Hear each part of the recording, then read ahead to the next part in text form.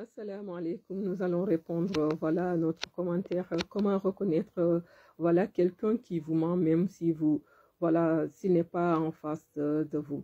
Donc, il faudra comprendre voilà, qu'il y a quelque chose qui est inné voilà, à l'être humain. Donc, cette capacité, cette faculté d'avoir cette libre arbitre, de reconnaître ce qui est voilà, le vrai du faux.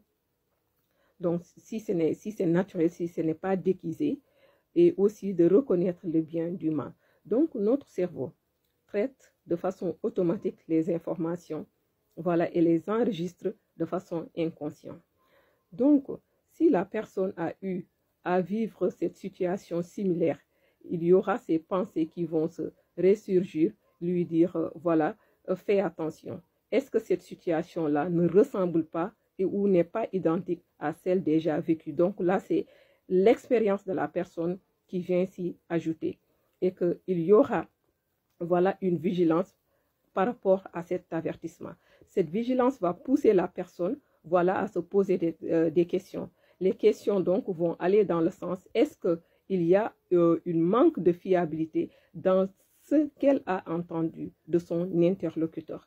Et là, il y aura aussi quelques voilà, astuces qui vont vous permettre d'appuyer sur cela par les mécanismes sensoriels naturels, c'est-à-dire de savoir écouter l'intensité, voilà, la tonalité et la vitesse voilà, du son que vous avez perçu. Et que le deuxième point, pour pouvoir vraiment aligner voilà, cet sens de l'écoute, du son, voilà, de la voix de votre interlocuteur, peut être appuyé par la méthode de prosodie que les chercheurs ont découverte. Donc, par exemple, ils ont découvert qu'il est possible de savoir, voilà, la certitude et l'honnêteté voilà, du message que vous avez reçu de votre interlocuteur à travers le son de sa voix. Donc, la mélodie de sa voix avec la hauteur, nous avons l'intensité et donc la dicton, la rapidité du dicton. Par exemple, si cette personne qui vous parle, vous sentez au fond de sa voix qu'il y a au niveau de l'auteur, voilà, il y a une baisse, voilà, une baisse à la fin du mot, et il y aura au milieu du mot l'intensité, et il y a au niveau maintenant de la dicton la rapidité. Là, vous pouvez vraiment espérer que cette personne en face de vous est honnête, et ce qu'il essaie de vous transmettre, donc ce sont des choses qui sont certaines, voilà, et avec honnêteté. Donc là, vous pouvez aisément donc appuyer cette idée avec aussi votre propre expérience, votre raisonnement ou voilà, les habitudes que vous avez vraiment à percevoir le vrai du faux. Assalamu alaikum. Je peux y ajouter aussi le troisième point qui voilà, a tendance voilà, à vous indiquer la fréquence, voilà, la résonance du son de la voix.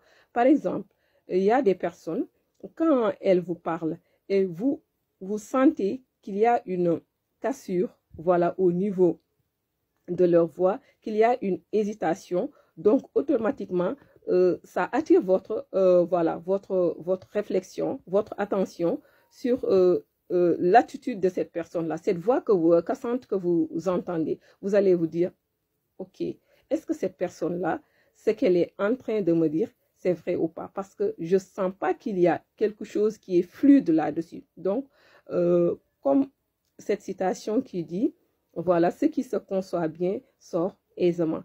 Et cette méthode aussi, ça va vous permettre, même si au fond, ça ne va pas vous permettre de savoir si la personne vous ment, mais c'est quelque chose qui peut attirer votre vigilance et commencer, par exemple, à réfléchir là-dessus. Et la quatrième méthode, c'est tout le temps, par exemple, quand vous doutez de quelque chose, d'un message que vous venez d'entendre, la méthode, la façon la plus prudente de la traiter, c'est de demander du temps à la personne.